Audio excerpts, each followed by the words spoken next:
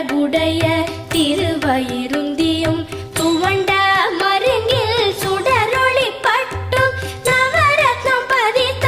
நச்சீராவும் இரு தொடையழகும் இடை முழந்தாடும் திருவடியதனில் சிலம்பொலி